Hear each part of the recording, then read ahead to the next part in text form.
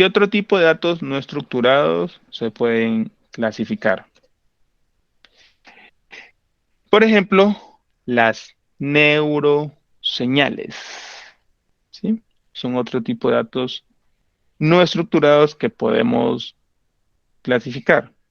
Y la meta va a ser la misma que en el caso de las imágenes. Si esto es data no estructurada, ¿cómo llegamos a una representación de datos estructurados? Bien, pues bueno, antes de hacer eso, hablemos un poco sobre el lugar donde se originan las neuroseñales. Miren, ¿sabían ustedes que el cerebro es como una especie de computadora biológica que procesa y envía información al cuerpo a través del sistema nervioso? Entonces, el cerebro en el ser humano es ese lugar donde toda esa información que recibimos del exterior y todas esas acciones que realizamos hacia el mundo exterior, pues en ese lugar se llevan a cabo dichas acciones. El procesado de la información que nos llega y, y las órdenes que se envían a las diferentes partes de nuestro cerebro para realizar acciones sobre el mundo real. ¿Sí? Algunas personas han intentado cuantificar cuántas neuronas, que es la célula fundamental del cerebro, ¿sí? Pues hay en este órgano. Algunas personas con algunos modelos matemáticos han estimado que existen aproximadamente, pues en promedio, 86 billones de neuronas. Esto es, esto es tan, digamos que es un número equiparable a la cantidad de estrellas que hay solo en nuestra Vía Láctea. Es decir, que la cantidad de neuronas que tenemos es comparable con las neuronas, la cantidad de estrellas o de soles que hay en nuestra Vía Láctea. Y solo en la corteza cerebral se estima que es posible albergar de 10 a 100 terabytes de información. Si hablamos de un computador promedio, qué sé yo, puede venir con 4 terabytes, con 5 terabytes, ¿sí? Necesitaríamos casi 20 computadores para igualar esa capacidad de almacenamiento de información que tiene el cerebro.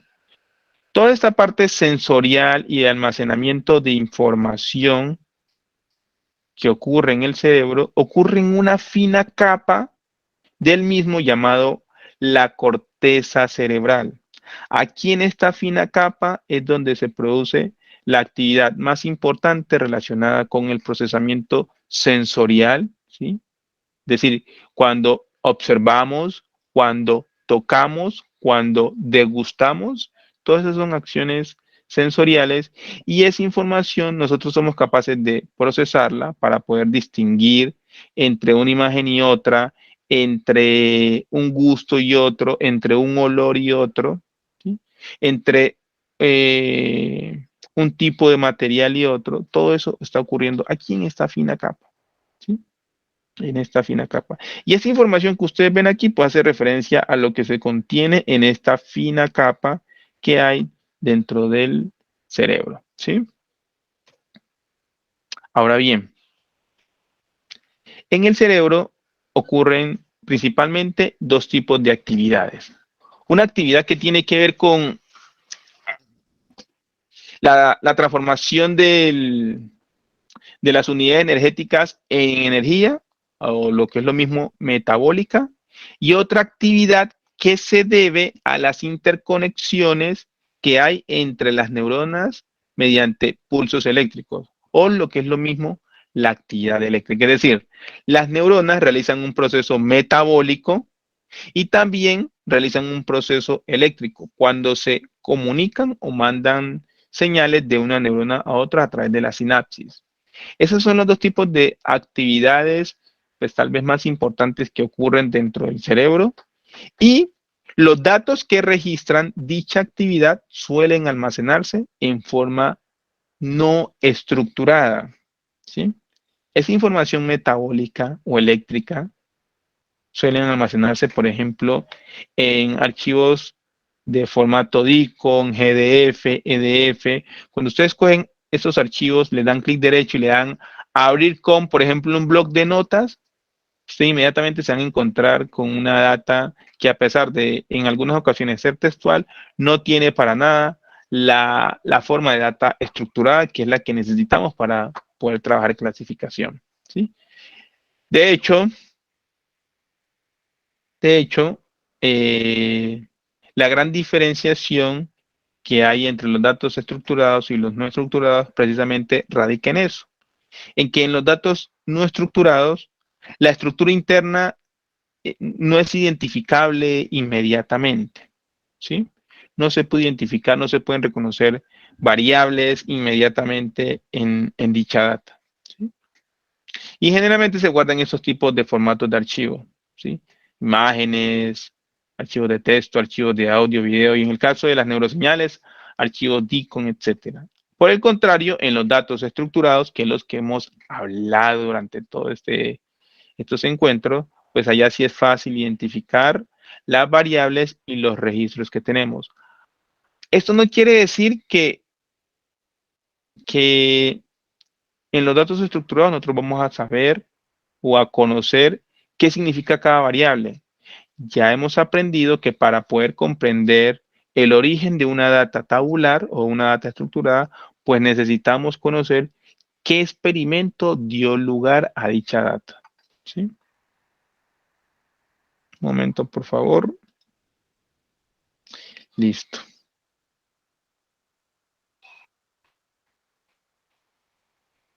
Bien. La teoría de clasificación que hemos desarrollado, la hemos desarrollado a lo largo de este tema, ¿sí? Ya miramos qué cosas podemos hacer para el caso de las imágenes para este problema de datos no estructurado, volverlo estructurado y poderlo abordar con técnicas de clasificación. Pero antes de ver cómo se hace ese mismo proceso para el caso de las neuroseñales, voy a tratar de motivarlos a ustedes para que vean qué aplicación tendría eh, las neuroseñales como tal. Pues miren, existen un conjunto de personas dentro de nuestra sociedad que por alguna razón han sufrido una lesión a nivel de médula espinal, que es ese canal por donde viajan todas esas informaciones que tengan a poder mover el brazo, poder mover la pierna, poder hacer diferentes acciones, ¿sí? Con los órganos y partes de tu cuerpo. Algunas personas sufren una lesión en este punto y, por decirlo así, el canal de comunicación queda roto. A pesar de eso, las personas, y yo sé que muchos de ustedes eh, han tenido la oportunidad de ver ese tipo de personas, son personas que eh, psicológicamente, psiquiátricamente están sanas, ¿sí? Personas que son conscientes del mundo, reconocen quiénes son, pueden hablar, pueden seguir experimentando algunas sensaciones, pero lo más importante es que siguen con ganas o con deseos de vivir.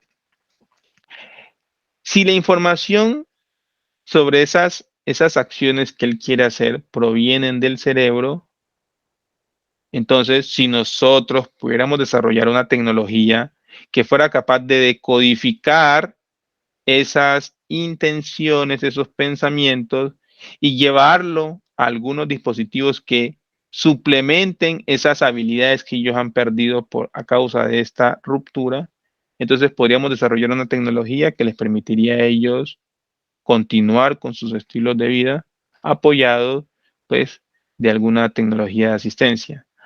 A este mundo que ustedes están viendo aquí, donde cogemos las neuroseñales, aplicamos técnicas de modelamiento de datos para decodificar la intención de hacer algo y los convertimos en comandos para manipular cosas como sillas de ruedas, brazos robóticos, eh, aparatos dentro de un entorno domótico o para inclusive recuperar la comunicación, ¿sí? Se le conoce como dispositivos de asistencia tecnológicas comandados por neuroseñales. Entonces, este tema de las neuroseñales tiene una gran aplicación en el caso de personas que han sufrido algún tipo de lesión a nivel de médula espinal, pero que a pesar de eso conservan intacta su actividad metabólica y eléctrica en el cerebro, ¿sí? Acá hay algunos ejemplos de algunas personas o de algunas tecnologías propiamente dicho para lograr, en este caso particular, rehabilitación de miembros superiores. Miren la cantidad de aparatos que se le están conectando a esta persona para poder lograr de que recupere la destreza que para nosotros es natural al momento de coger objetos, ¿sí? Para esta persona ya eso se vuelve tal vez uno de sus mayores deseos, porque cuando una persona logra recuperar su capacidad para agarrar objetos, recupera autonomía, ¿sí? Puede valerse por sí misma. Yo he tenido la oportunidad de trabajar con personas que están en esas condiciones y el mayor deseo de estas personas es poder recuperar esa autonomía para poder agarrar objetos. Porque cuando agarran objetos, pueden ellos coger su cuchara, pueden coger ellos sus cepillos, pueden coger la camisa y ponérsela, ¿sí? Eso que para nosotros es del diario, para algunas personas es un reto constante. Y pues, embarcado en esta línea o en este deber que tenemos como seres humanos de contribuir al desarrollo de tecnologías que hagan más fácil la vida de estas personas, pues por eso yo he estado, digamos que esta ha sido mi gran motivación para investigar alrededor del tema de las neuroseñales, ¿sí? Esa ha sido mi gran motivación. Pero con el tiempo, pues he aprendido que esto no es una empresa solo de ingenieros. Esto es un tema interdisciplinar que involucra ingenieros, médicos, terapeutas, al mismo paciente, psicólogos, psiquiatras, etcétera. Es decir, no solo consiste en que desarrollemos la tecnología, sino también en todo ese proceso de transferencia tecnológica hay algunas cosas que deben investigarse todavía, ¿sí? Entonces, este tema de los dispositivos de asistencia tecnológica comandados por neuroseñales es un campo activo de investigación en la actualidad. Y una de las técnicas que más se utilizan dentro de este tipo de tecnologías son las técnicas de clasificación de neuroseñales, ¿sí? Pero antes de hablar de qué es el problema o por qué la clasificación de neuroseñales es un problema, primero entendamos qué son las neuroseñales. Miren, en la actualidad existen una variedad de dispositivos que nos permiten capturar una de dos tipos de actividades dentro del cerebro. Una puede ser, o una son las señales metabólicas y otras son las señales eléctricas y magnéticas.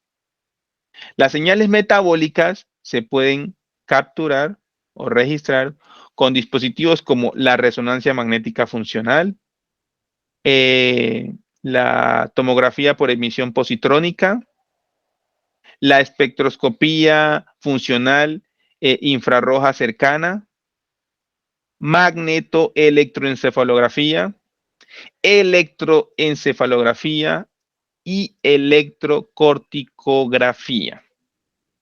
Ustedes aquí con las flechitas pueden ver el tipo de representación de los datos de esas señales. Entonces, la resonancia magnética funcional que registra actividad metabólica, la tomografía por emisión positrónica que registra señal metabólica, nos llevan a unos datos que son considerados imágenes volumétricas escalares, que de entrada son información no estructurada, ¿sí?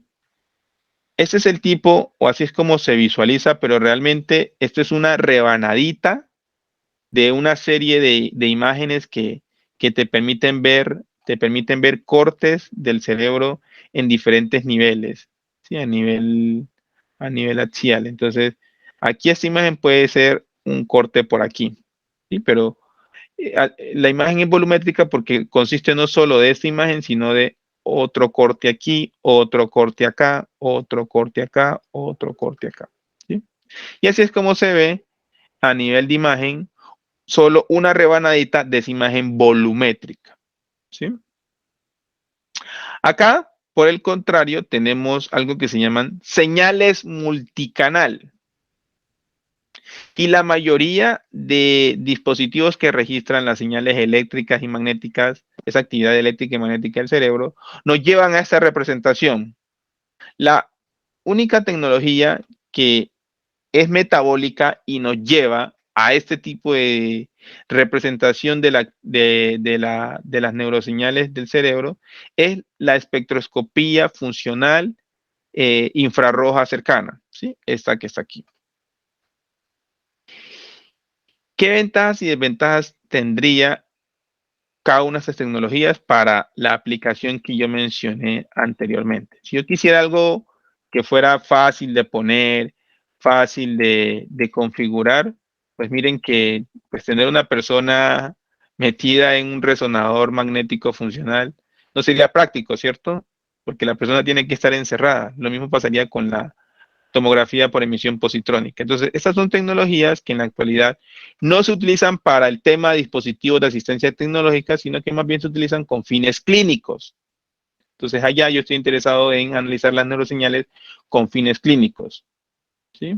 No se la concibe con fines de crear dispositivos de asistencia tecnológica. Acá está otra, la magnetoelectroencefalografía, aun cuando aquí hay un dispositivo que se ve gigantesco, ¿sí? Que sería muy difícil llevarlo a la casa, por ejemplo. Ya en la actualidad existen algunas versiones de estos magnetoelectroencefalógrafos que son de este tamaño, como el de la electroencefalografía, ¿sí?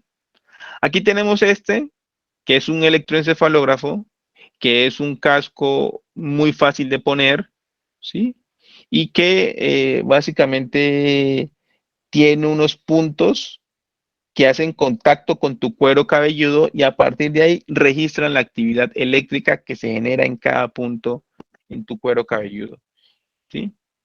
Este dispositivo no es invasivo, es decir, no hay necesidad de molestarte el cuero cabelludo, no es incómodo, es muy fácil de portar. En algunos casos es inalámbrico, entonces es fácil interfazarlo hacia un computador. Acá tenemos una tecnología llamada electrocorticografía que tiene una mayor calidad a esta, porque acá estamos tratando de registrar la actividad eléctrica del cerebro pasando por el cuero cabelludo, mientras que acá estamos yendo a medir directamente sobre la corteza cerebral. ¿Sí? Ahí ponemos una matriz con unos sensores y esto se le llama electrocorticografía. La calidad de la señal de que se recoge acá, pues obviamente es mucho mayor a la de acá. ¿Sí? Pero igual sigue siendo difícil de clasificar en la práctica. En conclusión, dependiendo de la técnica de la actividad que queramos registrar, pues vamos a tener diferentes dispositivos y esos diferentes dispositivos nos van a llevar a dos formas básicas de representar las neuroseñales. Una mediante imágenes volumétricas y otra mediante señales multicanal, ¿sí? Cada puntico que medimos aquí viene a ser una curvita de estas en la señal multicanal. Entonces, este F3 que está aquí puede ser este punto de medición. Este F4 que está acá sería el del otro lado. Este C3 que está aquí podría ser este que está acá, ¿sí? Y asimismo aplicaría para el caso de acá. Entonces, a esta se le llama señal multicanal y esto es una información que varía en el tiempo. Y en el caso de la electroencefalografía, lo que está midiendo, registrando esta curvita que está aquí es la actividad eléctrica medida mediante potencial eléctrico, generalmente en microvoltios, ¿sí? Cuando hablamos de magnetoelectroencefalografía, pues ya no me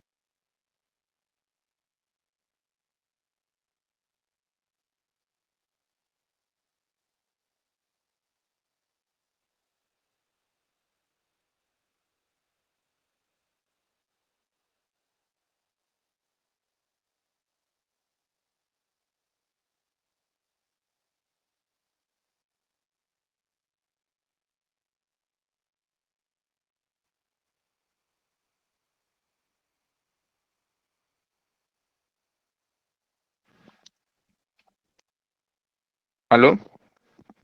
¿Aló, aló? He vuelto. Sí, señor. Listo, qué pena, se me descargó los auriculares. Ok, ya lo conecté nuevamente. Bien.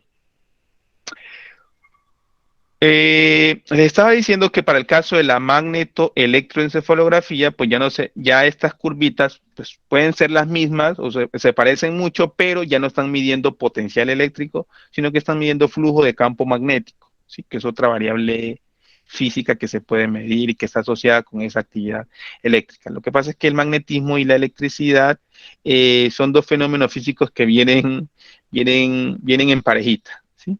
Y eso nos les enseñan las ecuaciones de Maxwell cuando uno mira lo que es física de campos y física electromagnética. ¿Listo? Bien. Ok, entonces continuemos. Así es como nosotros registramos las neuroseñales. ¿Por qué clasificar las neuroseñales es todavía un problema abierto? Porque vamos a hacer el siguiente experimento. Supongamos que yo consigo un casco, ¿sí?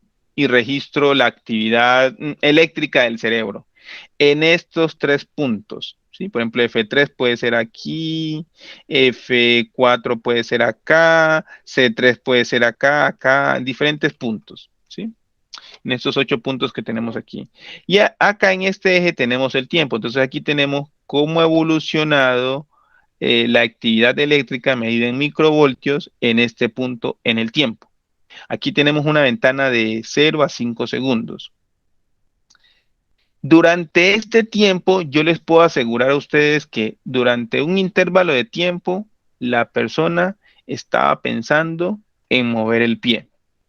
Y durante otro intervalo, en esta ventana de 5 segundos, la persona estaba pensando en mover la mano. Yo les pregunto a ustedes y por favor pónganse, seamos muy honestos y traten de decirme en qué intervalos ustedes reconocen que la persona está pensando en mover la mano y en qué intervalo la persona está pensando en mover el pie. Voy a preguntarle eso a... Ay, espera un momentico que ahí ya les hice el chancuco. No, ya perdí. No pude. No pude salir sin mostrarles. A ver, allá está John Freddy. John Freddy Guzmán. Señor. ¿Dónde consideras que la persona estaba pensando en mover la mano? ¿Será que en este pedacito que está aquí o el pedacito es más largo o en todo este pedazo la persona estaba pensando en mover la mano? ¿Dónde consideras que está? Y sé honesto con tu respuesta.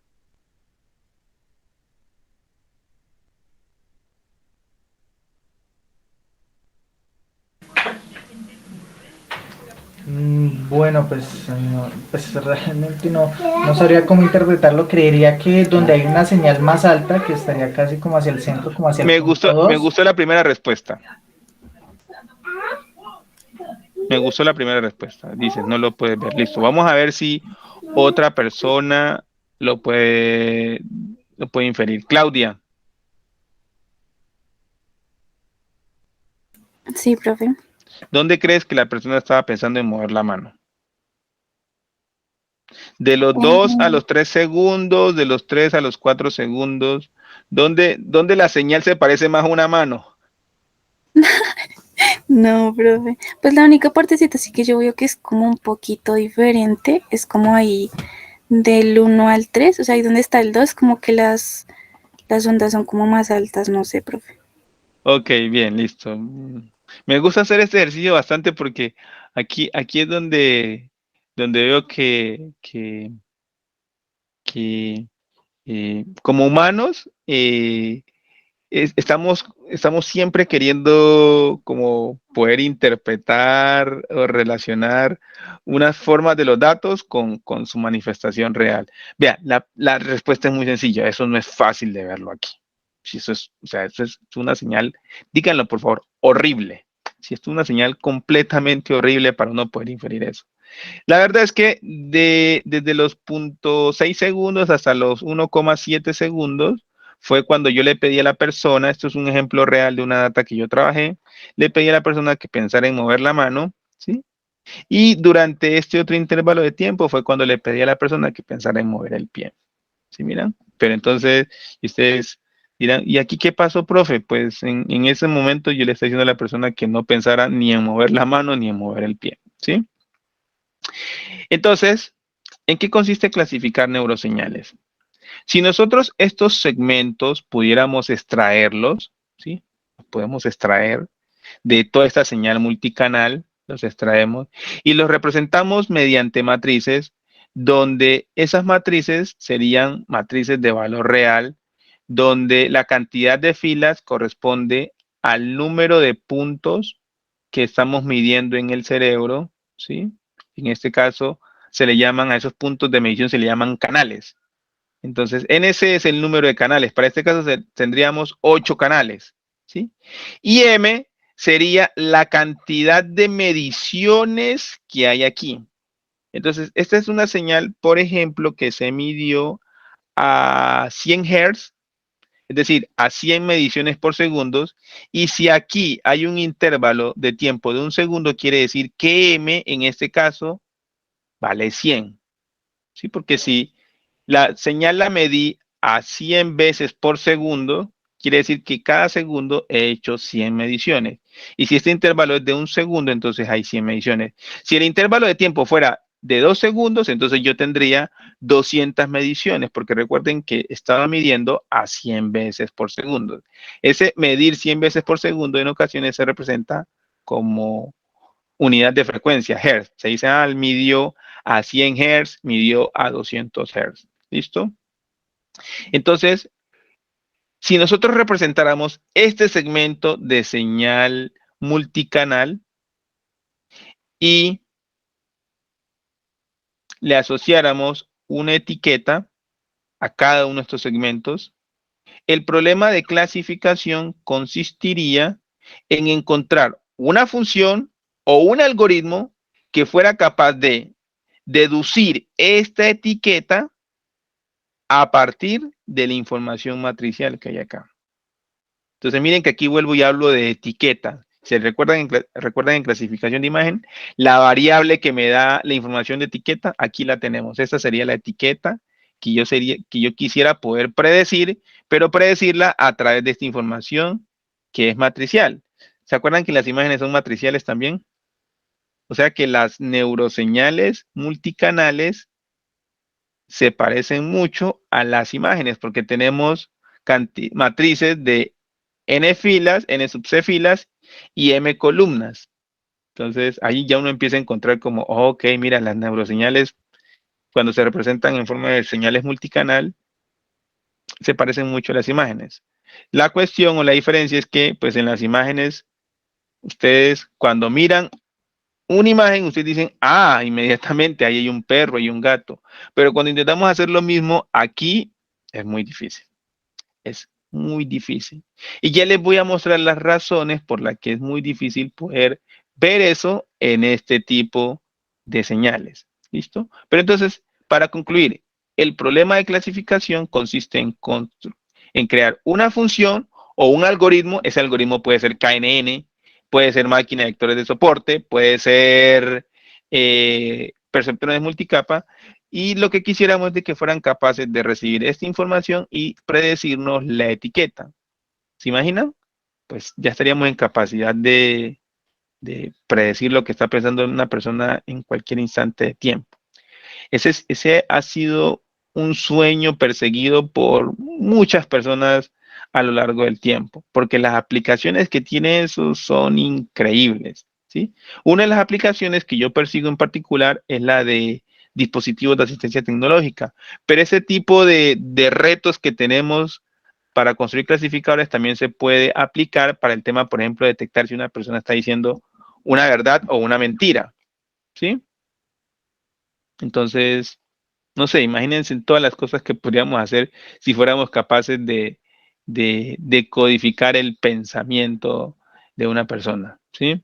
Pues obviamente una persona cuando está pensando en hacer, cuando está haciendo algo con la mano izquierda o pensando en hacer algo con la mano izquierda, pues también está respirando, está ejerciendo procesos metabólicos a nivel interno, es decir, una cantidad de cosas que ocurren que son activadas por el cerebro que lo hacen pensar a uno que, pues, cuando una persona está pensando en algo, no está pensando solo en una cosa, sino en varias.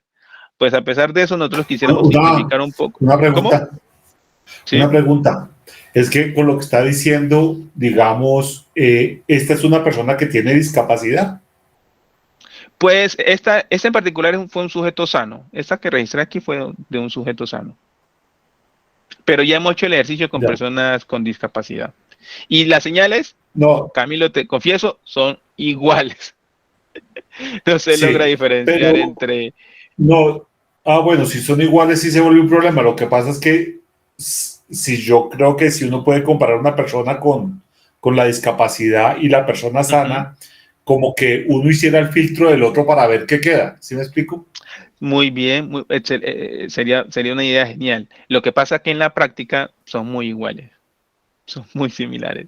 Sí. ¿Por qué? Porque es que la persona con discapacidad lo único que ha perdido es esta comunicación final o este canal de comunicación que es la médula espinal. Ahí es donde ha ocurrido la lesión. Pero acá el cerebro queda intacto, queda totalmente intacto. Para el caso de las lesiones de médula espinal. Para el caso de las personas que, por ejemplo, han sufrido accidente cerebrovascular, ahí sí se logra en algunas situaciones ver una diferencia clara en los patrones cerebrales asociados a los mismos pensamientos entre personas sanas y personas con accidente cerebrovascular.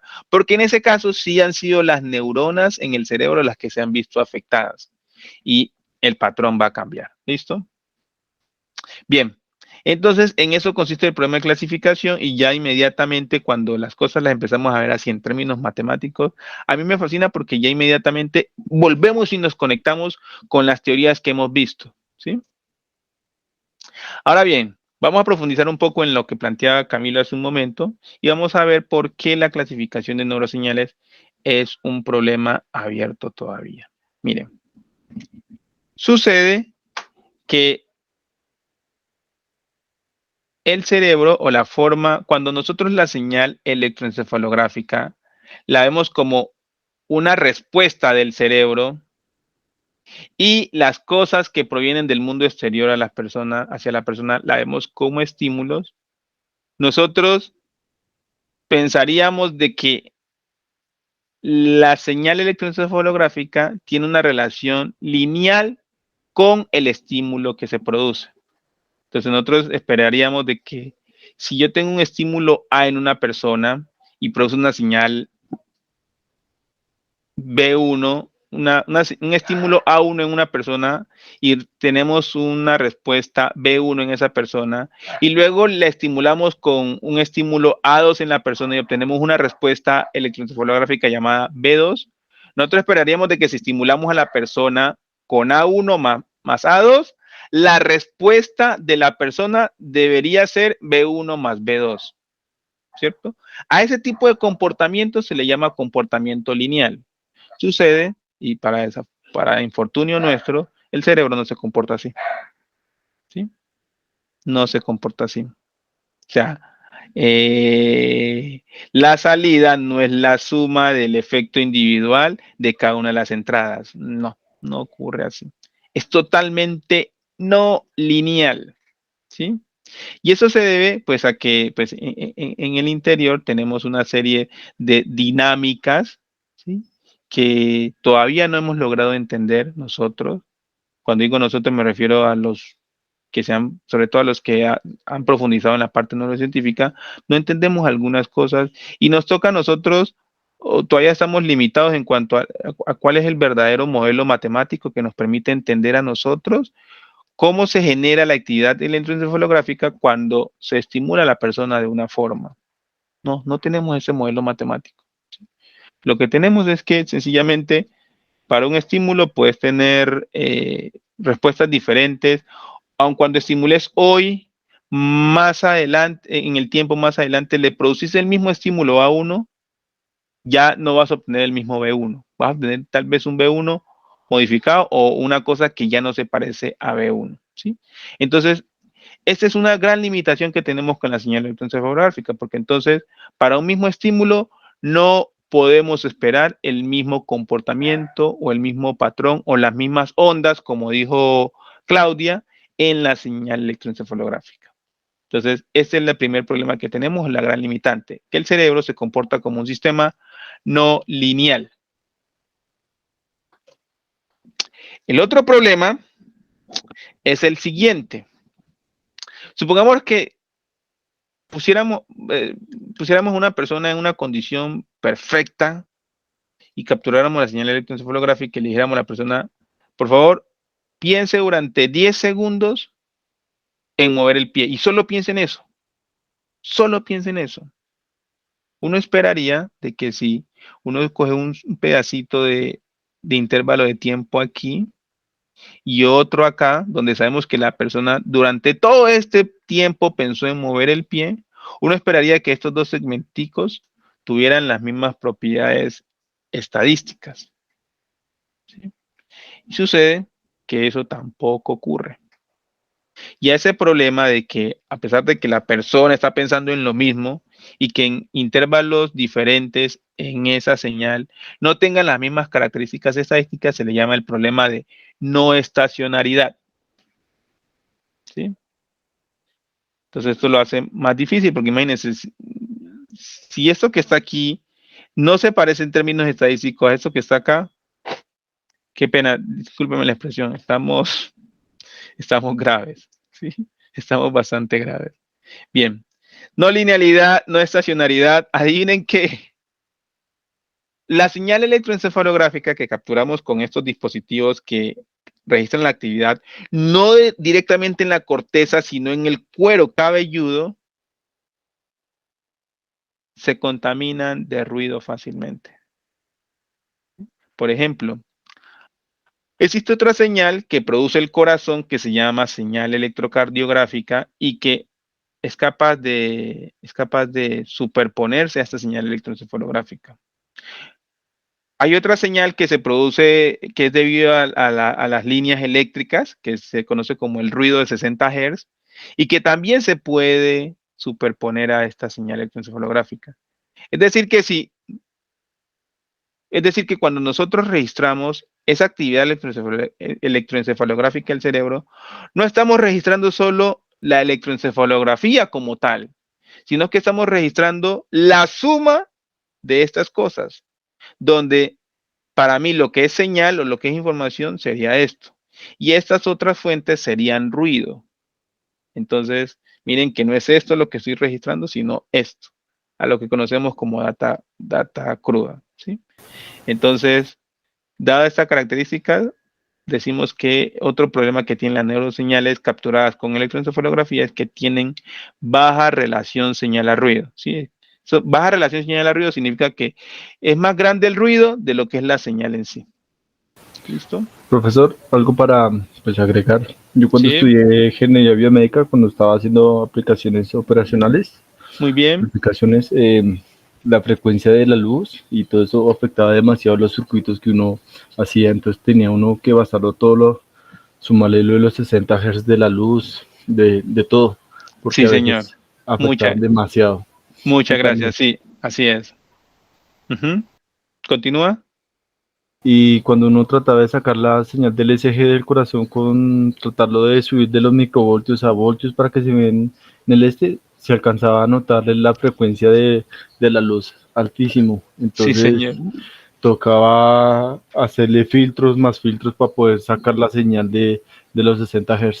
Sí, señor, así es. Entonces, con eso el compañero me da un comentario para reforzar esto, que esos son tipos de señales que son fácilmente contaminables por ruidos provenientes de señales de la misma naturaleza eléctrica, pero que provienen de otros procesos biológicos, ¿sí? O de cosas que hay en el ambiente. Bien.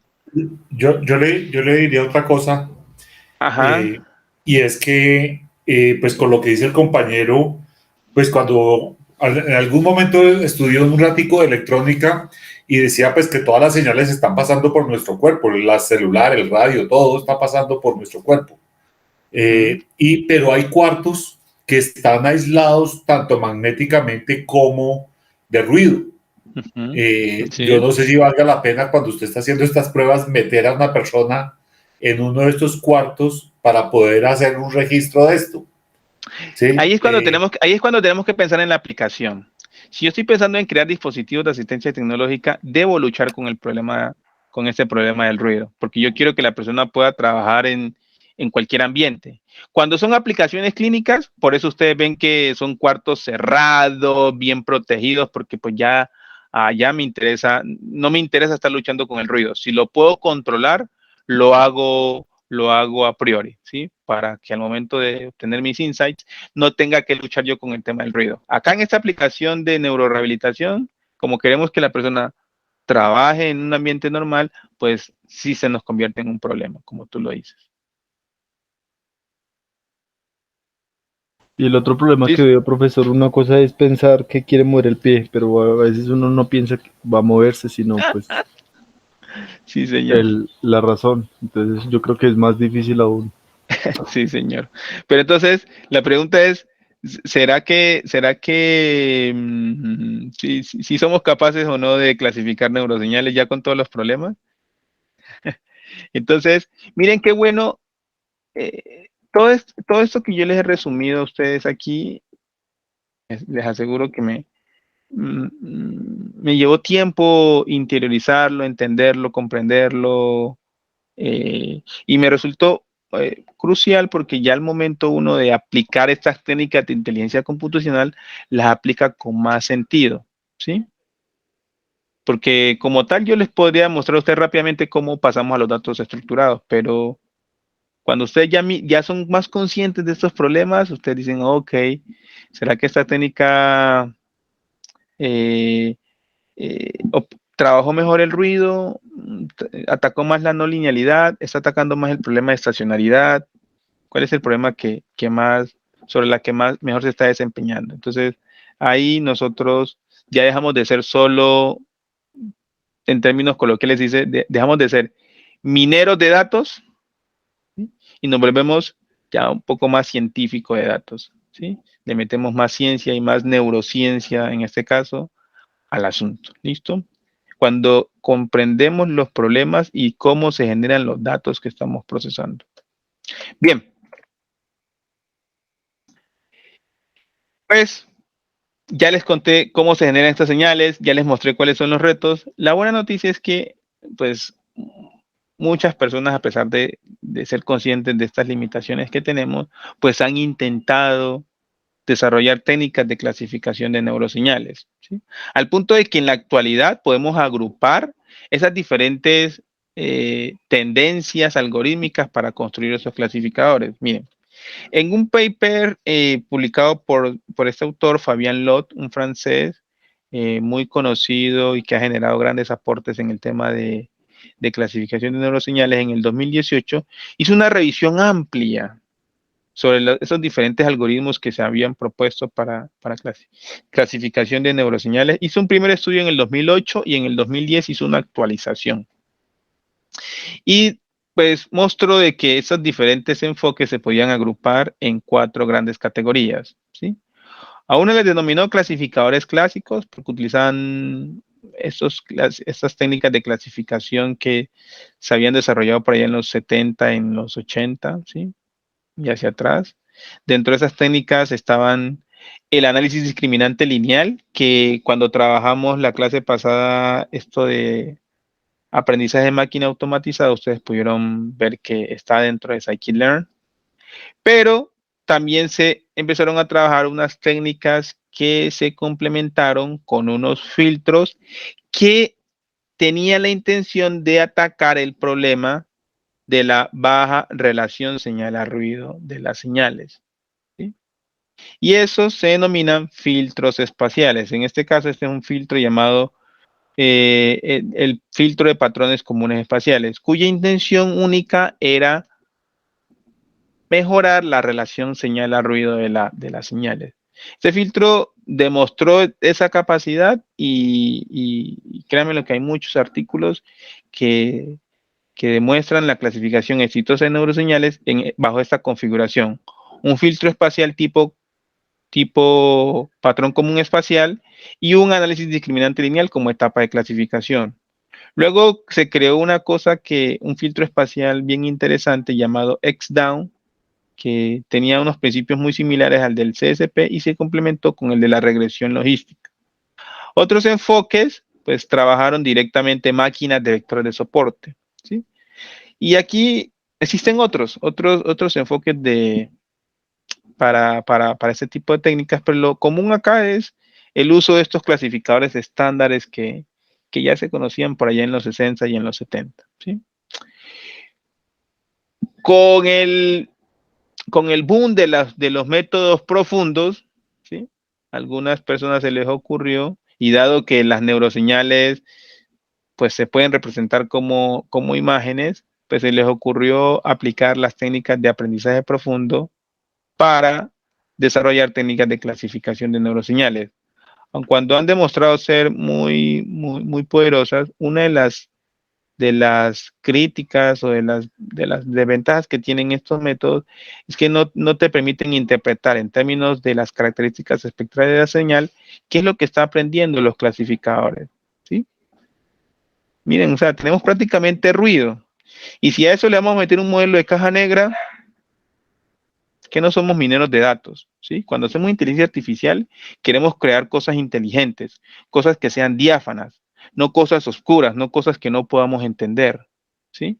Entonces, pues, a pesar de que sabemos que, o reconocemos de que son técnicas de caja negra, pues han demostrado buenos desempeños y por esa razón se han conservado, porque la intención o lo que se busca ahora es poder crear métodos interpretables que nos permitan entender qué cosas está aprendiendo estos modelos de las neuroseñales, ¿sí? ¿Qué cosas? Entonces, están ahí porque han demostrado buenos desempeños, pero tienen el reto de poder explicar qué es lo que qué características tempo espectral, espacial están extrayendo de las neuroseñales.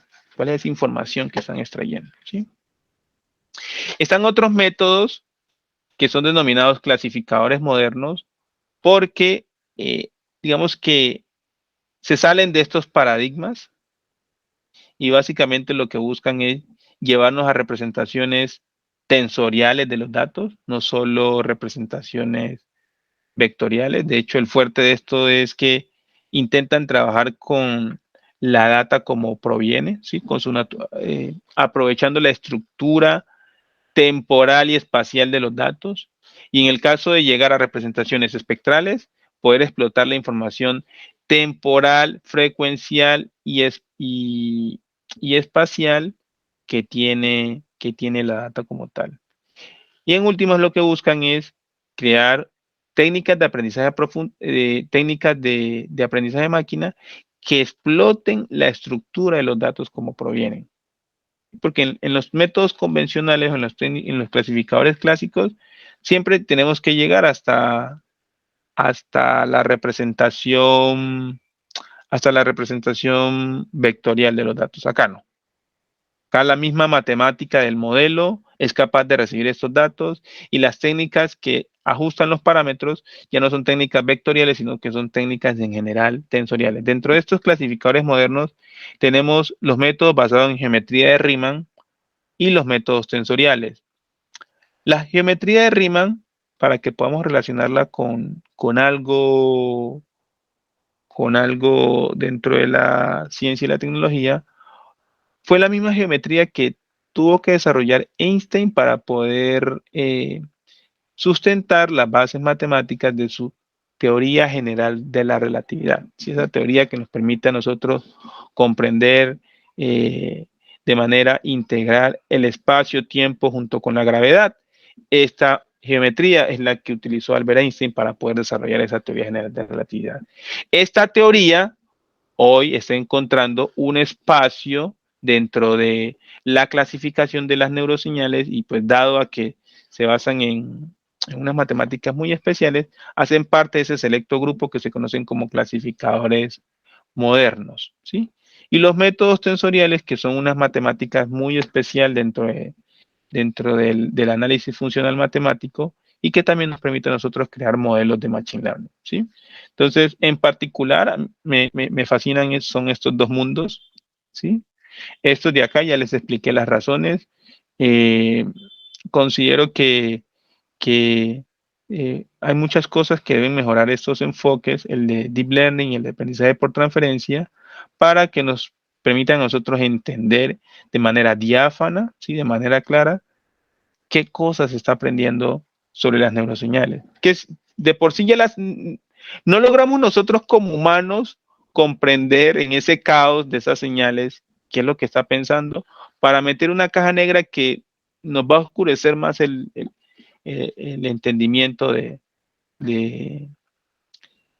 qué cosas se deben tener en cuenta para lograr una clasificación precisa a pesar de los retos o de los problemas o limitaciones que tienen las neuroseñales, ¿sí? Esa es la crítica. No estoy diciendo que no se investigan, pero en particular son las razones por las que no me he decantado por estos métodos.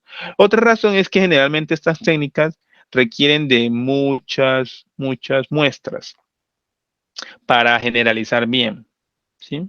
Y en la práctica, cuando estás trabajando con una persona, son pocas las muestras. Cuando estás haciendo una persona en una sesión de 20 minutos, ya termina supremamente cansada.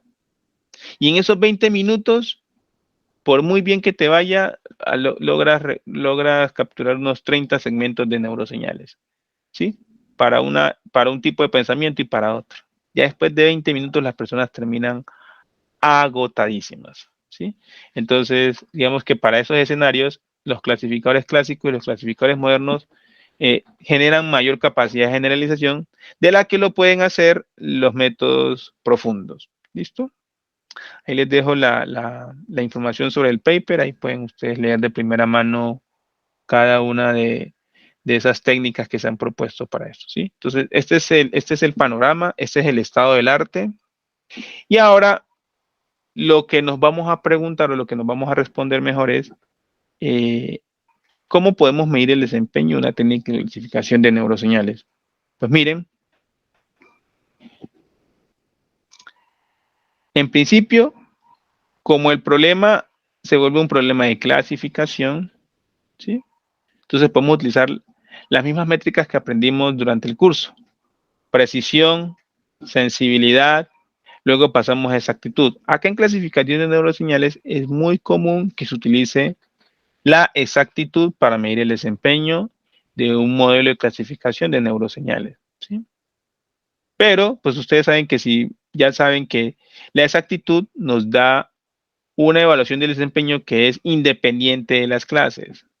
La sensibilidad y la precisión ya nos dan una evaluación del desempeño que depende por cada clase. Entonces, puede que en general él tenga un desempeño del 80% en exactitud, pero puede que ese 80% de exactitud se debe a que el clasificador desempeña en un 100% en una clase y en un 70% en otro, ¿sí? O 60%, ¿sí? Entonces, tener esa información de, mira que este clasificador desempeña mejor hacia esa clase, nos puede dar a nosotros directrices para configurar o reparametrizar el modelo para que trate de tener el mismo desempeño por cada una de las clases. ¿Listo? Como en clasificación de neuroseñales para dispositivos de asistencia tecnológica, pues nos interesa clasificar la neuroseñal en el menor tiempo posible, porque de eso va a depender de que la persona pueda controlar algo en el mundo real.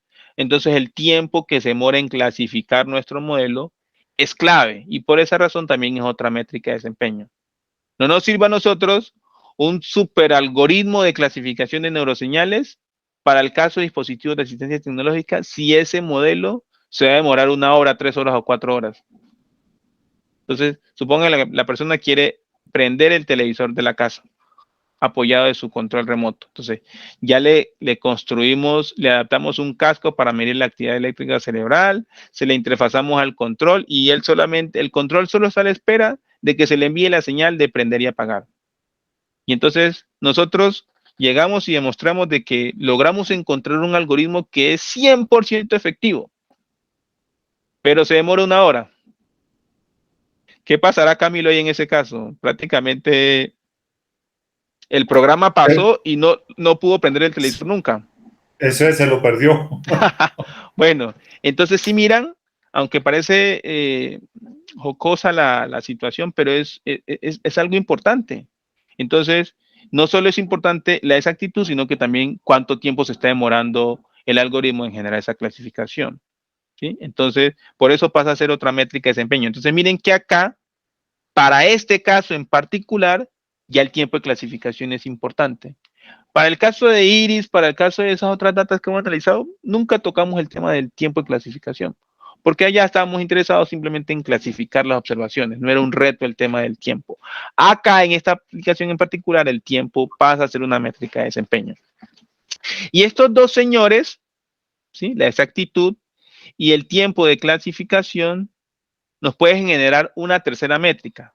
Esa tercera métrica se llama tasa de transferencia de información y básicamente me está indicando cuántos comandos por minutos yo puedo generar con mi clasificador de neuroseñales, ¿sí? Y se calcula utilizando esta fórmula que viene de una teoría matemática conocida como la teoría de la información, ¿sí? Entonces, esas son las tres principales métricas de evaluación del desempeño de los clasificadores de neuroseñales para el caso de cuando estamos pensando en dispositivos de asistencia tecnológica. ¿Listo? Entonces, de aquí únicamente reconocemos por eso lo he resaltado, como esa métrica que ya habíamos estudiado anteriormente. ¿Listo? Sucede que para algunas situaciones particulares y dado que nosotros no podemos, en la práctica no tenemos la posibilidad para una persona trabajar con muchos segmentos de neuroseñal, por lo que les acabo de mencionar, el tema de la fatiga, las personas se fatigan cuando utilizan los electroencefalógrafos, entonces tenemos el problema de que generalmente tenemos que generar conclusiones a partir de pocas muestras. Miren, la data iris tiene 150 registros.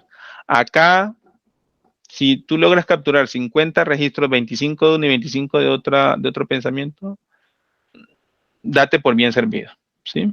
La verdad es que es muy difícil por el tema de la fatiga de las personas. Como los datos son muy pequeños, nos toca a nosotros hacer evaluaciones de estas métricas de desempeño en términos estadísticos, ¿sí? Y para poder ver el nivel de significancia que tienen en términos estadísticos estos resultados, pues debemos recurrir a métricas adicionales que nos van a poner a nosotros en contexto estadístico nuestros resultados, ¿sí? Entonces, por acá en el 2015, Combrinson y demás desarrollaron una teoría que nos permite a nosotros saber en términos significativos qué tan bueno es el desempeño que estamos reportando cuando informamos sobre, por ejemplo, la exactitud de nuestro modelo. De hecho, mediante esta teoría, ellos logran ponerle un umbral para nosotros poder considerar si nuestros resultados son significativos en términos estadísticos o no, ¿sí? A esta teoría se le conoce como la teoría del nivel de azar, ¿sí? Y esa teoría del nivel de azar básicamente nos está diciendo cuál es ese porcentaje de exactitud que debemos superar para considerar que nuestros resultados son significativos en términos estadísticos, ¿sí? Antes de considerar si un resultado es, en términos ingenieriles, aplicable o no, por lo menos tenemos que superar el nivel de azar. Por lo menos tenemos que superar lo que nos daría un modelo clasificando de forma aleatoria las neuroseñales, ¿sí? Como hacer ese cálculo no es fácil porque la cantidad de muestras es pequeña, necesitamos un modelo estadístico que sea capaz de brindarnos esto. Ese que saca se conoce como el modelo estadístico y lo que básicamente me está dando es ese porcentaje de, esa probabilidad de tener una tasa de acierto superior sobre un nivel de significancia percibido. Por ejemplo, si yo quiero que la proporción de acierto esté por encima de un nivel de azar, para un número de muestras en particular y un número de clases dado, yo aplico esta fórmula y voy a tener cuál sería ese nivel de probabilidad. Esta fórmula se aplica en forma contraria. Yo establezco el nivel de probabilidad con el que quiero determinar mi nivel de significancia y encuentro, ¿sí?, cuál es ese umbral que debo superar para considerar que mis resultados son estadísticamente significativos. En últimas, si cuando vas a medir el desempeño, tienes N muestras, N registros para evaluar, y este es un problema de 2 clases, si tienes 20 muestras, tu desempeño debe estar por encima del 70% para considerar de que tus resultados estadísticos tienen una significancia por encima del 95%. Si tienes N muestras, pues ya no estás obligado a que tu desempeño esté por encima del 70% para que sea significativo en términos estadísticos. Ya debe superar solo el 62,5%. Y así sucesivamente. Miren que a medida que la cantidad de muestras aumenta, ese umbral que yo debo superar disminuye. De hecho, para un problema de 2 clases, el nivel de azar que se obtiene cuando n es infinito, que yo debo superar, del 50%. ¿Sí? Que corresponde a lo que adivinaría un clasificador aleatorio cuando intentara clasificar una muestra. Es decir, ¿cuál es la probabilidad de acertar frente a la clasificación en un problema de 2 clases? Pues es del 50%, ¿sí? Porque tú dices, bueno, o es rojo o es verde. Entonces, si yo voy a decir rojo, tengo un 50% de acertar. Pero ese 50% es válido cuando la cantidad de muestras que tienes por analizar es infinito. Cuando es finito, la probabilidad de acertar aumenta, ¿sí? Entonces, este que está aquí es ese nivel mínimo que tenemos que superar para considerar que nuestro desempeño obtenido mediante esta fórmula es significativo en términos estadísticos. Cuando queremos que ese nivel de confianza sea mayor al 95%, estos serían los umbrales. Miren que cuando pasamos, por ejemplo, ya no un 95%, sino a un 99%, miren que el umbral se pone más fuerte. Y se va poniendo más fuerte en la medida en que yo quiero que sea 99.99999%. ¿Sí?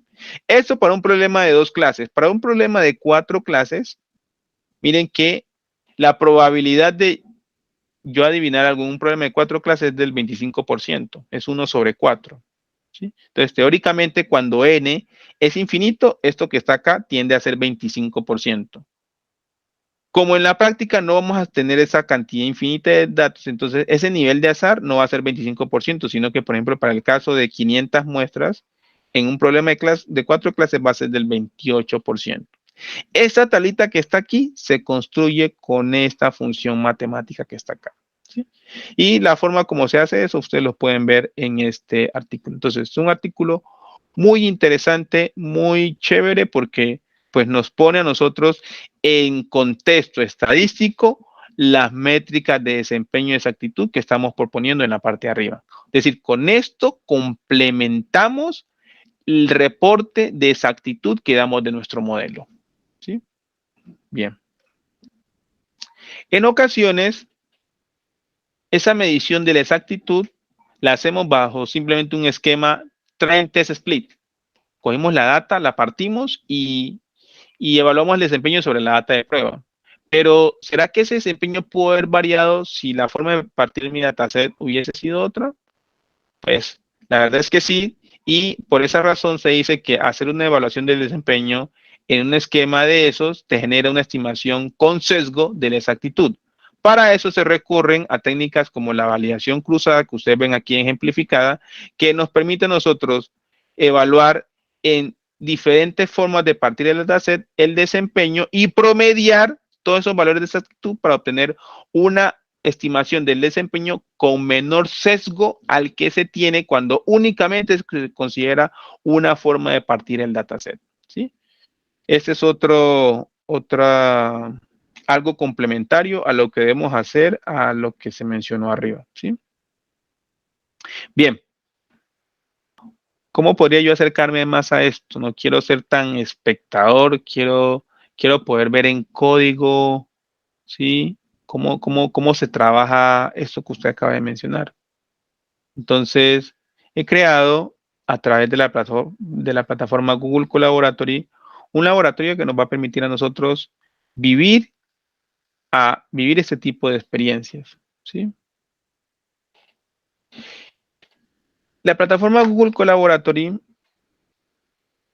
ya ustedes se han dado cuenta lo interesante que resulta, porque podemos nosotros fácilmente conectarnos con una máquina que tiene un poder computacional significativo, ¿sí?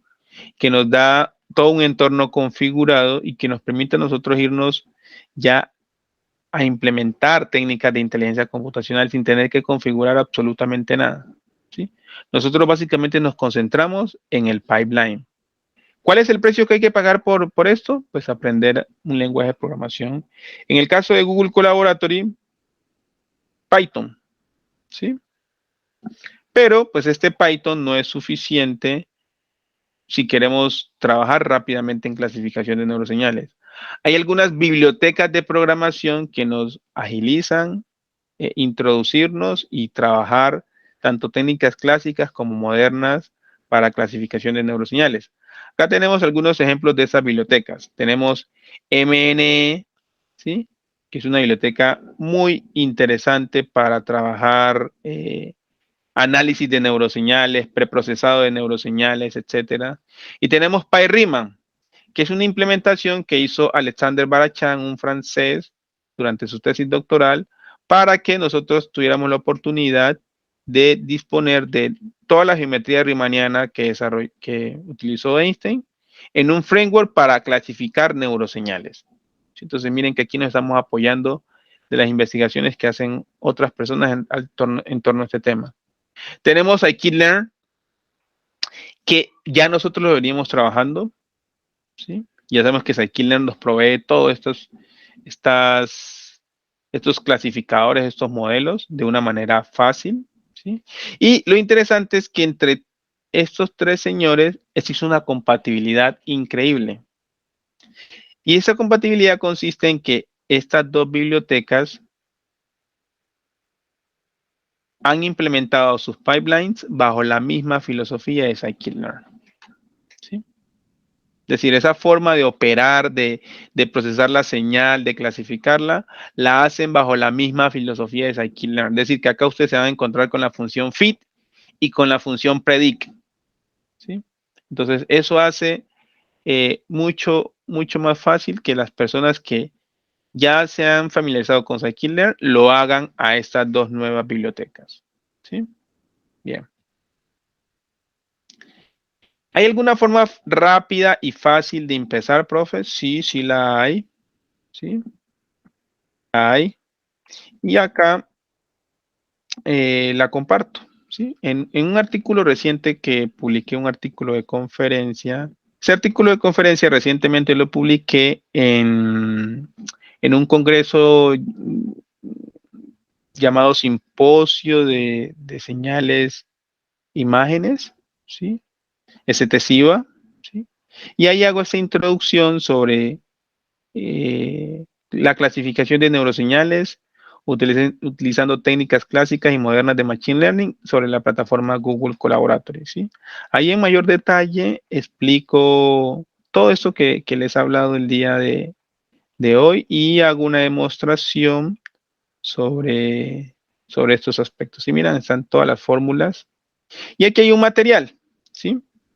Un material donde ustedes pueden descargar un notebook que está alojado en un repositorio interesante llamado GitHub. Y la data está almacenada en otro repositorio muy interesante llamado Mendeley, ¿sí? Listo. Ustedes en este notebook se van a encontrar con lo siguiente. Miren, es un notebook bastante fácil de entender en cuanto a las etapas que sigue y ya ustedes con lo que estamos viendo el día de hoy van a comprender qué hay en cada uno de los bloques que vamos a explicar en este momento. Pues miren, hace un momento les mencioné que la parte de clasificación de neuroseñales se trabaja muy bien con scikit-learn, con MNE y con PyRiemann. Pues el notebook tiene un primer código que nos va a instalar estas dos bibliotecas, porque Google Colab no instala ni MNE ni PyRiemann por defecto, no las instala. Entonces, como vamos a utilizar esas bibliotecas, lo primero que hay que hacer es instalarlas. ¿Listo? Bien. Después vienen una serie de funciones que yo he creado y cuyo único propósito tienen es el de coger la data no estructurada y volverla o convertirla en data estructurada. ¿Sí? Y otras funciones que nos van a permitir evaluar el desempeño, graficar, etcétera. ¿Sí? Ya tenemos lo del chance level, lo que les acabo de mencionar del nivel de azar, ¿sí? Y unos bloques que nos van a permitir a nosotros filtrar dichas neuroseñales, ¿sí? Es decir, ¿cómo llegas a crear estas funciones, a entenderlas, a profundizarlas? Comprendiendo con profundidad lo que acabamos de ver en cuanto a la necesidad de filtrar la señal, la necesidad de hallar los intervalos donde están los diferentes pensamientos, etcétera. Una vez se crean esas funciones, lo único que hacemos es utilizarlas para, por ejemplo, hacer la carga de los datos. Entonces acá, en esta instrucción, ustedes se van a encontrar con una instrucción que les va a permitir ir directamente al repositorio de Mendeley y van a descargar la data en formato zip. ¿Sí? Una vez esté descargada en formato zip, lo que vamos a hacer es a descomprimirla. Y una vez la información esté descomprimida, pues ahí ya tenemos las neuroseñales. La pregunta es, profe, ¿qué son esas neuroseñales? Por favor, ¿y qué contienen esas neuroseñales? Eso es lo que vamos a hacer mientras este notebook está ejecutando en la máquina de cada uno de ustedes. Entonces, por favor, vamos a hacer lo siguiente. Van a coger este notebook y le van a dar clic en conectar y le vamos a dar ejecutar todas. ¿Sí? ¿Por qué lo vamos a hacer? Porque la ejecución de ese notebook en su totalidad demora bastante. ¿Sí? Y nos va a dar tiempo suficiente para explicar qué se van a encontrar ustedes en cada una de estas etapas. ¿Listo? Entonces, por favor, lo dejan ejecutando y nos vamos, mientras se ejecuta, vamos a ver qué es lo que estamos ejecutando. ¿Les parece? Entonces, por favor, dejen ejecutando todas las celdas allá y nos regresamos acá a la presentación. ¿Listo?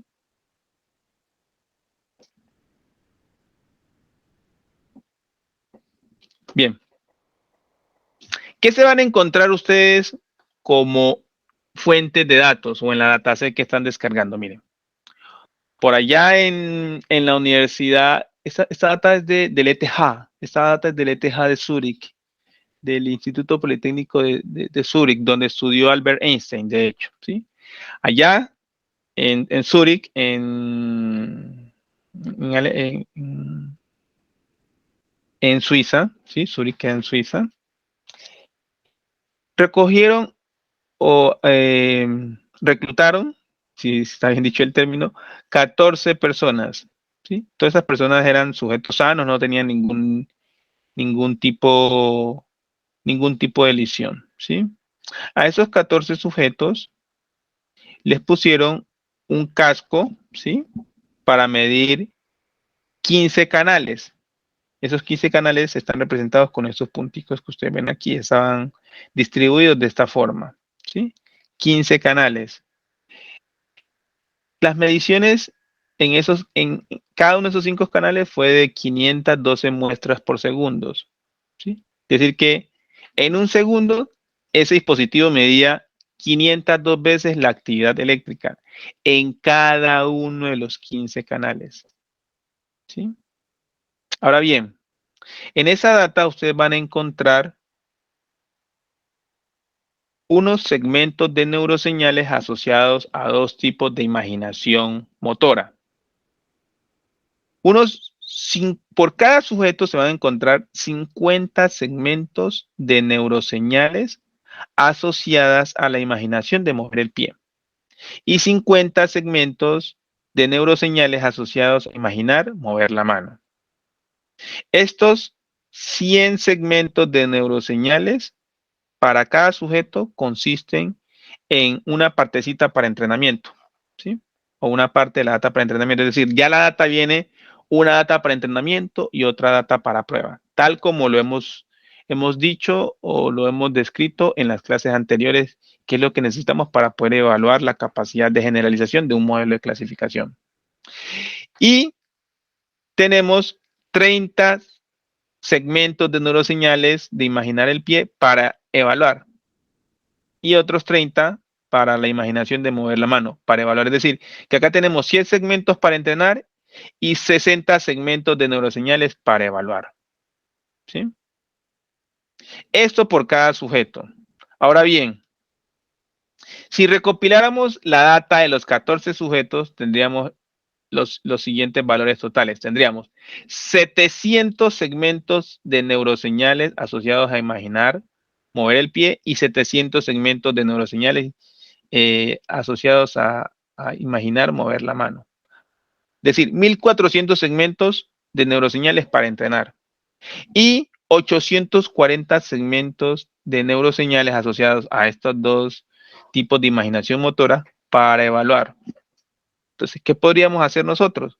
Podríamos, por cada uno de estos sujetos, medir el desempeño, ¿cierto? Y podríamos también medir el desempeño uniendo todos los segmentos y trabajando este problema como si fuera la data producida por un solo sujeto.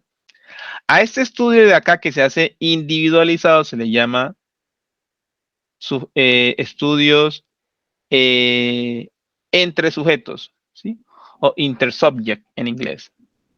Y al de acá se le llama intrasubject o entre sujetos, ¿sí? Este es intersujetos y este es entre sujetos, ¿sí?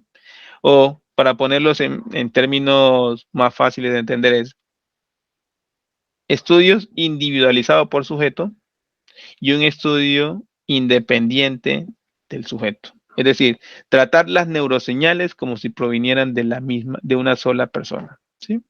Entonces, en el notebook lo que ustedes se van a encontrar es un estudio que refleja estas dos situaciones.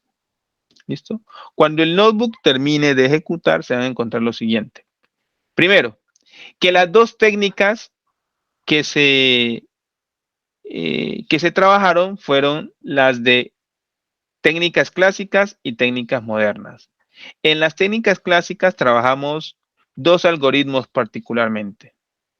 Un clásico que utiliza un filtrado espacial para mejorar la relación señal-ruido de la neuroseñal y una técnica de caracterización llamada varianza logarítmica por canal, que lo único que hace es coger la información de cada canal, de cada uno de los 15 canales y calcula la varianza de los datos y a eso le saca el logaritmo natural.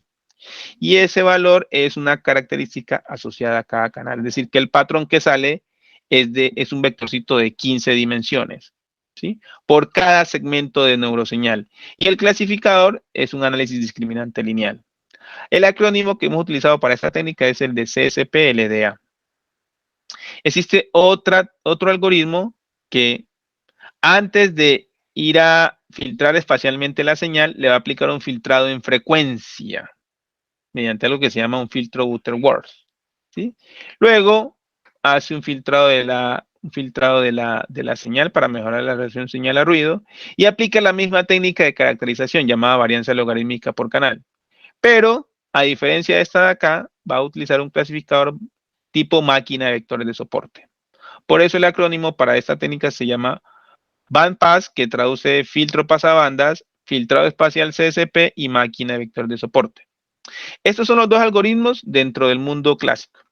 Dentro del mundo moderno vamos a aplicar algo que se llama representación de matriz de covarianza que es coger la neuroseñal y representarla como una matriz de covarianza, y aplicar un clasificador tipo mínima distancia promedio riemanniano, que es un clasificador que se desarrolla dentro de la teoría de clasificadores basados en geometría riemanniana. Miren que acá, en este primer enfoque, no se utiliza ninguna técnica de filtrado de la señal. Directamente se patroniza o se caracteriza utilizando representación de matriz de covarianza. Por eso, el acrónimo que se utiliza es covariance y MDM, que significa minimum distance to median, ¿sí? O mínima distancia al promedio riemanniano. Y un último algoritmo que primero filtra la neuroseñal mediante un filtro espacial tipo X-down para mejorar la relación señal a ruido, una técnica de caracterización utilizando algo que se llama proyección en el espacio tangente riemanniano y un clasificador tipo máquina de vectores de soporte. Por eso el acrónimo es X-down-COV Tangent Space SVM. ¿Sí? Bien. Esos son los 4 clasificadores y la idea es evaluar el desempeño de cada uno de estos por sujeto e independiente del sujeto. ¿Sí? Esto es lo que estamos haciendo en este caso. Ya hicimos play en el botón de ejecutar todas las celdas y en este momento ustedes deben estarle ejecutando el notebook. Vamos a ver en mi caso por dónde va. Ok, ya casi termina, ya terminó esta parte, está aquí. Ya hizo el estudio por sujeto y ahora está haciendo el estudio independiente del sujeto. ¿Sí? Bien, vamos a ver, cuando ustedes pinchan aquí, se van a dar cuenta que acá al final se generaron unos gráficos y eso es lo que vamos a entender. ¿Sí? Eso es lo que vamos a aprender a interpretar el día de hoy. Bien. Entonces, esos resultados de allá, ¿cómo se interpretan? A la luz de las métricas que hemos hablado. Entonces, en el primer caso, en el estudio por sujeto, ustedes aquí, mediante un gráfico de barras, van a ver el desempeño promedio en exactitud, pero sobre la data de entrenamiento por sujeto. ¿Qué significa cada una de estas barritas que se ha puesto para cada uno de los sujetos? Este es el sujeto 1, 2, 3, 4, 5, 6, hasta el 14. ¿Sí miran? Los 14 sujetos que les mencioné hace un momento. Y acá hemos puesto el average, ¿sí? Como el valor promedio por cada una de estas métricas. Cada una de estas barritas me indica uno de los algoritmos que les acabo de mencionar. Entonces, la barrita azul es esta técnica clásica llamada CSP-LDA. La barrita naranja es la técnica clásica filtrado pasabanda, patrón común espacial y máquina de vector de soporte. La lineecita verde me da el desempeño del algoritmo o de la técnica moderna que está basada en la geometría riemanniana, ¿sí? Y esta otra que utiliza, además de la geometría riemanniana, utiliza el filtrado X-down, la rojita. Entonces, si yo les hago la pregunta a ustedes, ¿cuál de estos algoritmos se desempeñó mejor en promedio sobre todos los sujetos? ¿Cuál sería la respuesta? La barrita roja, ¿cierto? Respondería a una técnica moderna y que es exactamente esta que aplica X-down, Tangent Space y máquina de vectores de soporte, ¿cierto? Miren que aquí, ¿quién ganó? Esta rojita. Acá, ¿quién ganó? La rojita. Acá, ¿quién ganó? La rojita. Y miren que si lo vemos en promedio, pues la rojita siempre estuvo por encima de las demás. Pero este es el resultado sobre la data de entrenamiento.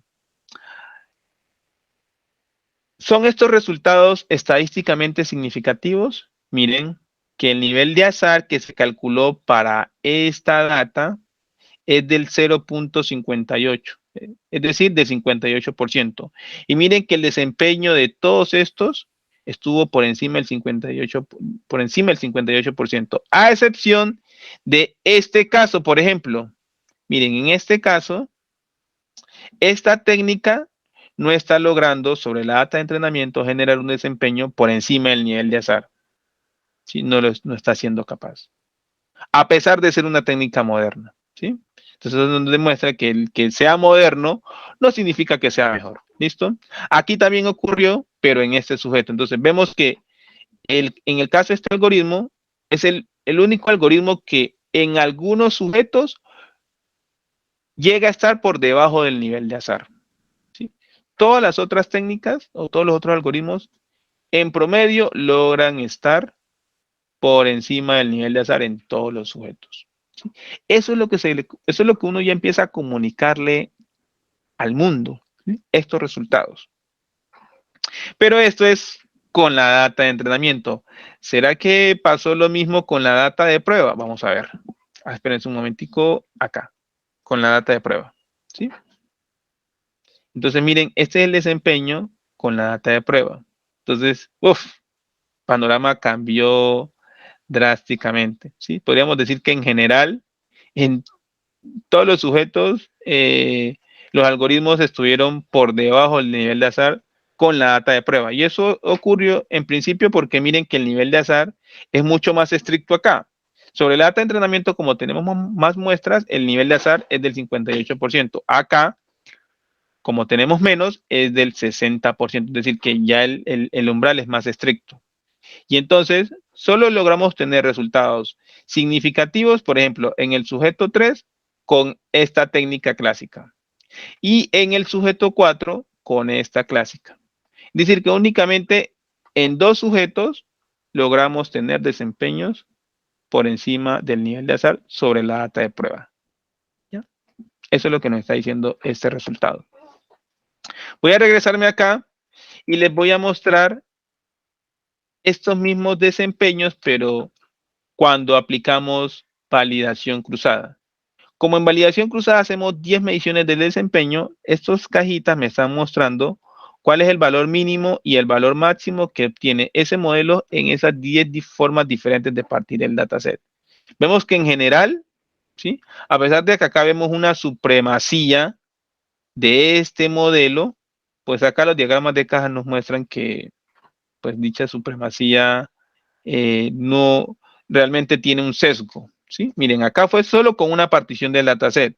Acá ya esto es con varias particiones del dataset, lo que nos demuestra que en promedio, pues, parece que todas las técnicas se están desempeñando por igual. ¿Sí? Se están desempeñando por igual, a pesar de que acá teníamos el sesgo de que era esa técnica la que se está desempeñando mejor. ¿Listo? Bien.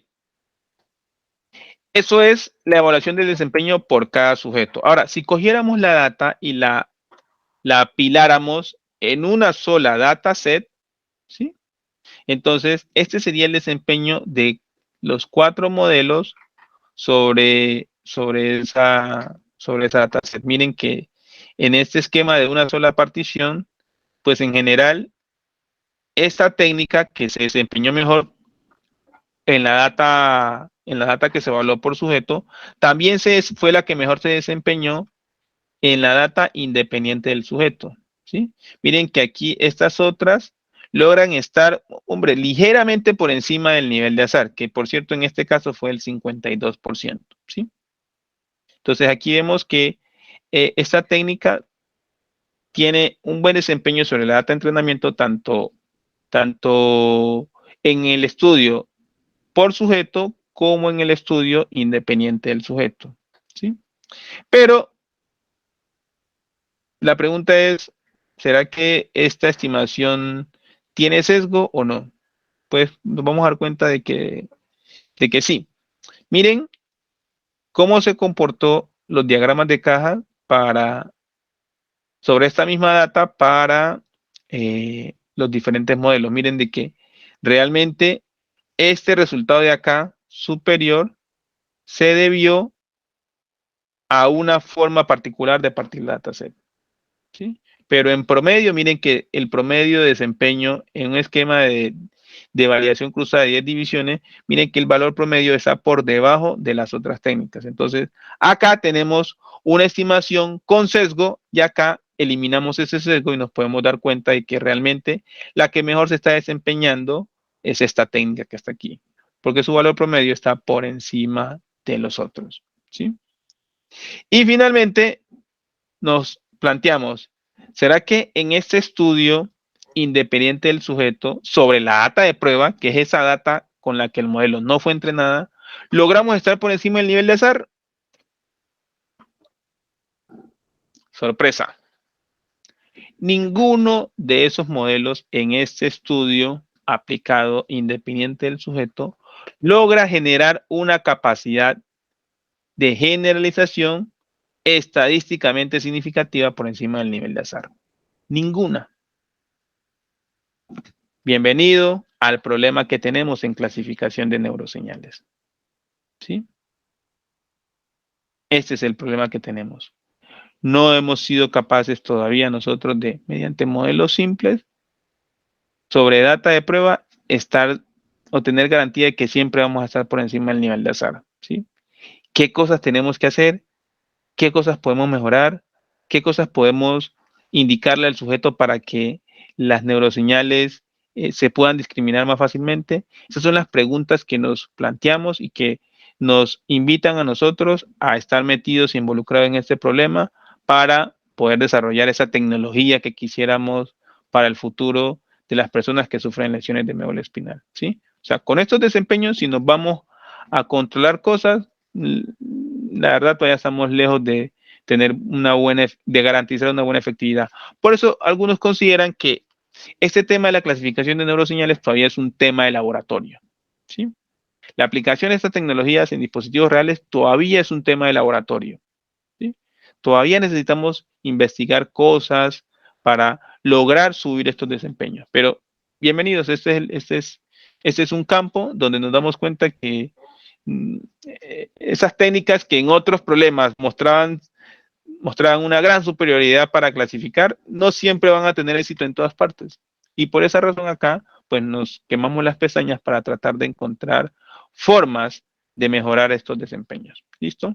Obviamente, aquí estos resultados no han hecho sintonización de hiperparámetros, no hemos hecho una evaluación más profunda de los otros modelos, por ejemplo, utilizando Automated Machine Learning para explorar los otros modelos. No, hay una cantidad de cosas que no hemos hecho y que podrían mejorar esta situación, ¿sí? Pero quiero mostrarles a ustedes que con los parámetros por defecto de estos modelos, miren que no logramos generar capacidad de generalización, pero esa es la motivación para que tratemos de responder qué tenemos que hacer para obtener exactitudes estadísticamente significativas y sobre todo estables para que puedan ser utilizadas en aplicaciones reales, ¿sí?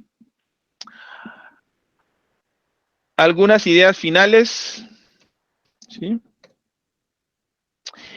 Miren, la clasificación de neuroseñales es un campo activo de investigación que actualmente se aborda principalmente desde enfoques clásicos y modernos. Introducirse en este campo requiere el manejo de conceptos de procesamiento de señales, ¿sí? Aprendizaje estadístico y de neurociencia, principalmente, ¿sí? Algunas plataformas como Google Collaboratory han permitido que este tema de clasificación de neuroseñales no sea un tema de élite. ¿Sí? Este tema de las neuroseñales antes era un tema que solo lo investigaban las grandes universidades, los grandes centros de investigación, las grandes clínicas, porque tenían los aparatos para capturar neuroseñales y tenían los computadores y el software apropiado para hacer esto, ¿sí? En la actualidad, pues, muchas personas han liberado los datasets, nosotros los podemos disponer de ellos con fines no comerciales, ¿sí? Y plataformas como Google Collaboratory han facilitado que no necesitemos pagar por software especializado para poder crear técnicas de clasificación de neuroseñales, ¿sí? Y finalmente considero que la apropiación y transformación digital pues son claves para el desarrollo de nuevos métodos reproducibles para clasificación de neuroseñales que aporten al desarrollo de las tecnologías de asistencia tecnológica basadas en bioseñales. Estas son algunas referencias que les voy a dejar en esta presentación. Espero se las compartan. Y no me queda más que agradecerles por la presentación. Aquí estoy dando créditos a 3 instituciones que me han ayudado a financiar para estos estudios doctorales y que me han permitido, pues, estar en este nivel y poderlo compartir con personas como ustedes en estos escenarios académicos para que puedan ampliar su visión sobre la aplicación de la inteligencia artificial en diversos campos, ¿sí? Es mi experiencia y se las he querido compartir amablemente el día de hoy, ¿sí? Entonces, por favor, el notebook me ejecutó.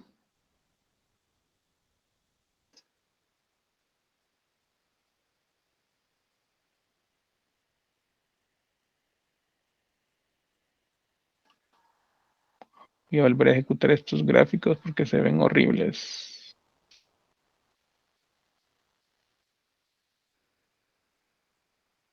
Listo, ya todo se visualiza bien. Bien, miren la data que ustedes acaban de descargar, ¿sí? En este archivo zip que pesa 1,5 gigas, ¿sí? 1,5 gigas. Aquí he creado o se crean unas carpetas llamadas train y otra carpeta llamada test donde están las neuroseñales, ¿sí? Los 50 segmentos de neuroseñales asociados a mover el pie y los 50 segmentos de neuroseñales asociados a mover la mano en cada uno de estos CSV. Miren que este CSV pesa 159 megas, ¿sí? Esto, pues, guarda los segmentos de neuroseñales para cada uno de los sujetos para la parte de entrenamiento.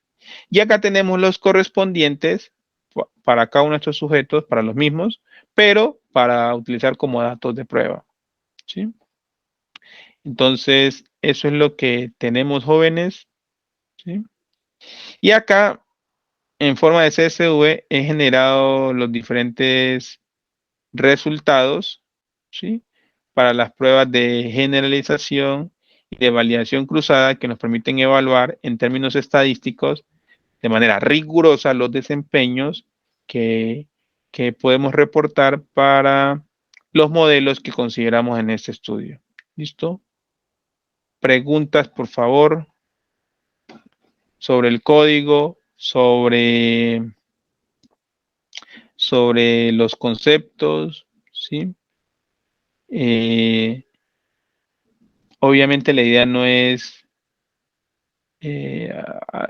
aspirar a que ustedes dominen un código de estos.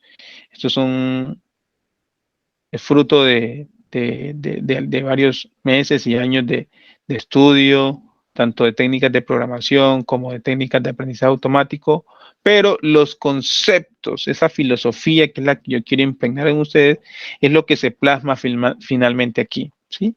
Ya los detalles, las minucias es lo que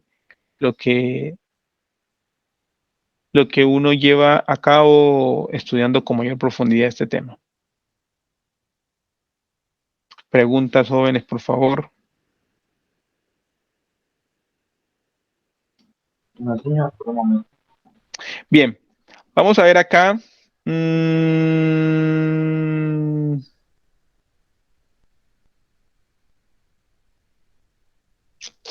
Acá tenemos unos pipelines, ¿sí? Aquí tenemos la parte de pipelines. Bien, aquí está. Aquí se definen los diferentes pipelines, ¿sí? Bien, por favor, vamos a variar. Le toman, por favor, un pantallazo a la data, a esta de acá. Vamos a jugar con esta de acá, por favor.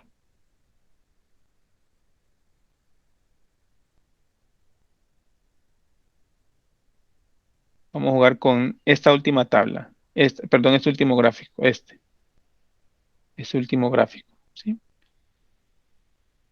Intentemos, por favor, encontrar unos parámetros acá que mejoren ese desempeño en la data de prueba principalmente, ¿sí? Y me los reportan para ver si en efecto modificar estos hiperparámetros tiene un efecto en el desempeño. Entonces, aquí, por ejemplo, en la técnica de CSP, el máximo número de componentes se iguala a la cantidad de canales que tiene la data. Una pregunta natural sería, ¿será que si disminuimos esa cantidad de componentes a 7, a 8, a 10, ¿sí? ¿Mejorará el desempeño? Entonces, por favor, modifiquen, propongan un valor aquí y ponen a ejecutar nuevamente todo para ver si les mejora el desempeño. Acá en el filtrado por frecuencias, ¿sí? Hay una frecuencia alta y una frecuencia baja. La señal electroencefalográfica tiene componentes frecuenciales que van desde desde los 0,1 Hz hasta algo así como 60 Hz. Entonces uno solo puede filtrar en este rango. Entonces, miremos a ver si llevando eso a 40 y esto empezando lo que sé yo en 10 Hz, mejora el desempeño. Y ya estos otros, pues casi que son algoritmos que tienen pocos parámetros y no los tocamos, ¿sí? Entonces, por favor, donde ustedes vean una oportunidad de cambiar parámetros, pero en los pipelines, ¿sí? En los algoritmos, solo aquí, háganlo y miren si podemos mejorar el desempeño y lo mostramos, por favor, como para que hagamos un ejercicio de modificación de los pipelines y podamos vivir de primera mano la experiencia de mejorar el desempeño o de empeorarlo al modificar estos parámetros. ¿Listo? Aquí está. Hay una celda donde dice creando modelos de aprendizaje. Estos son como quien dice los algoritmos cuando se crean, ¿sí? Y estos van a operar en los dos tipos de experimentos. Aquí, en este filtrado espacial, tenemos una variable que dice n componentes. Vengan, les hago zoom, ¿sí? El máximo número de componentes que se puede meter en un filtrado espacial es de 15, que es igual al número de canales, pero puede ser menor. Entonces, una hipótesis que podríamos plantear es posible que disminuyendo el número de componentes se genere un mejor desempeño en las pruebas de evaluación, en el desempeño que se mide sobre la data de prueba, ¿sí? Entonces, alguno trabajará con 10, otro con 8, otro con 4.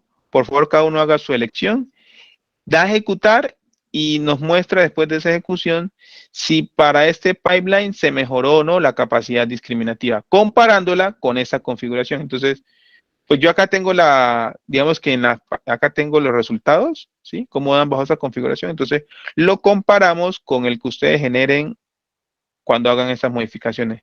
Pueden hacerlo aquí hay una oportunidad, o pueden hacerlo también acá, en el pipeline 2, modificando esto que se llama frecuencia de filtrado pasabanda. El pasabanda no puede estar por fuera del rango de la señal EG. El rango de la señal de EG va de 0 a 60 Hz. Entonces, poner de 1 a 20 Hz es estar dentro de ese rango. Pero, ¿qué tal si no pusiéramos 20 aquí, sino 40 o 50? ¿Será que mejorando ese rango o ampliando ese rango, generamos una mejor capacidad de generalización? Y si además de eso modificamos el número de componentes, ¿será que generamos una mejor capacidad de generalización? Entonces, esa es la hipótesis que queremos poner a prueba y que yo quiero que ustedes propongan unos parámetros diferentes aquí para que puedan ver el efecto en el desempeño, si lo hay o si no lo hay, para que se den cuenta de primera mano el gran reto que tenemos al jugar con estos parámetros. Manos a la obra y me cuenta cada uno cuántos parámetros considero. Hagan una elección al azar, si no les estoy pidiendo que lo hagan con conocimientos neurocientíficos o